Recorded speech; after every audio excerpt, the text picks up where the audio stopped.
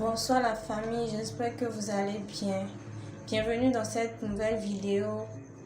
Ce soir encore, je vais partager avec vous une nouvelle astuce. Une astuce qui me permet à moi de générer par jour beaucoup d'argent.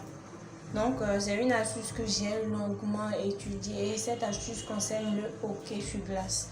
Donc, sans plus tarder, on va rentrer dans le vif du sujet. Mais tout d'abord, j'aimerais préciser un truc.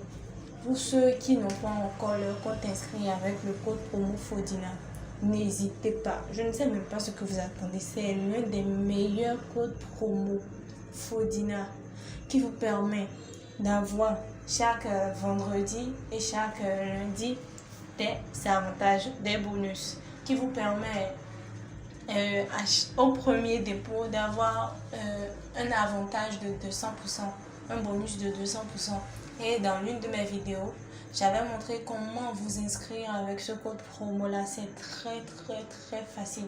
Et surtout, n'oubliez pas de vous abonner à la chaîne, histoire de suivre les actualités, les astuces que je partage avec vous. Maintenant, sans plus tarder, on va rentrer dans le vif du sujet. Donc ce soir, on va parler du jeu hockey sur glace. Je crois avoir déjà partagé plusieurs vidéos par rapport à cela, où je développais d'autres astuces. Cette fois-ci, c'est une astuce très simple. Ce n'est pas un truc de compliqué. Ce n'est pas un truc du tout pas. Quand on sera en train de faire, vous verrez que c'est un truc très simple et qui est très sûr, très fiable, qui va vous permettre de gagner énormément d'argent et peut-être de réparer vos retards si vous en aviez. Donc, vous cliquez sur menu. Voilà. Et puis, vous êtes en direct. Et puis, vous cliquez sur OK sur glace. Aujourd'hui, on va travailler pour le moment avec Ligue 3HL. Voilà, Ligue 3HL. Donc, vous cliquez là-dessus. Ouais. Cette fois-ci, on est en troisième période. L'astuce que je vais partager avec vous concerne spécifiquement la troisième période. Tout d'abord, vous attendez que la première période s'achève, la deuxième période s'achève. Et puis, vous comparez le nombre de buts qu'il y a eu à la première période à celle de la deuxième période. Si le nombre de buts qu'il y a eu à la première période est supérieur au nombre de buts qu'il y a eu à la deuxième période, sans réfléchir, vous venez ici et puis vous pariez sur plus de 2. Voilà, vous pariez sur plus de 2.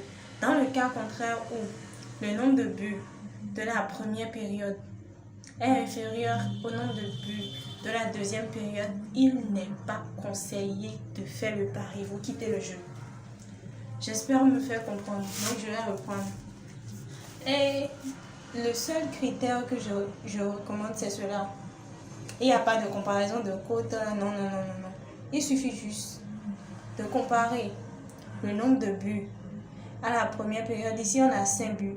Ici, la deuxième période est toujours en cours. On a 1 but. Si dans ce cas, la deuxième période s'était déjà achevée, puis il y a eu 5 buts à la première période, 1 but à la deuxième période, alors à la troisième période, vous ne réfléchissez pas, vous pariez sur plus de 2,5 buts.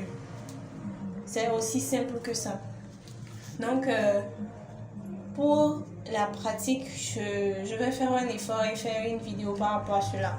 Donc, c'est très simple. Vu que la deuxième période n'est pas encore terminée, on va patienter qu'elle se termine. Donc, c'est tout ce que j'avais à partager avec vous ce soir. Donc, pour ceux qui n'ont pas compris, je vous prie de réécouter la vidéo parce que c'est très primordial. C'est simple, bien vrai que ce soit simple, mais aussi il faut une conscience et une discipline. Je le répète toujours, il faut toujours une discipline quand vous voulez faire vos paris. Donc, c'est tout pour ce soir. Merci à vous qui êtes inscrits à la fin. J'ai fait un effort pour que la vidéo ne soit pas longue parce que j'ai remarqué que beaucoup ne vont pas au bout des vidéos alors que c'est très primordial de suivre une astuce tout en allant au bout des explications. Il faut tout comprendre à la lettre. Il ne faut pas manquer de détails parce que les détails sont très importants. Il ne faut pas les banaliser en fait. Voilà.